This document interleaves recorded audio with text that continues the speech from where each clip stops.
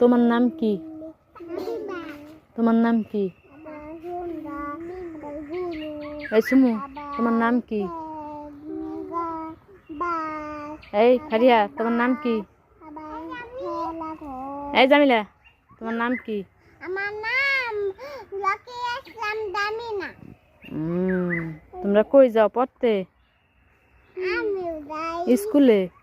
আমি উড়ে খালামুনি গোবাসা স্কুলে যাই। সেটা পরে অনেকগুলো সবগুলা খাই।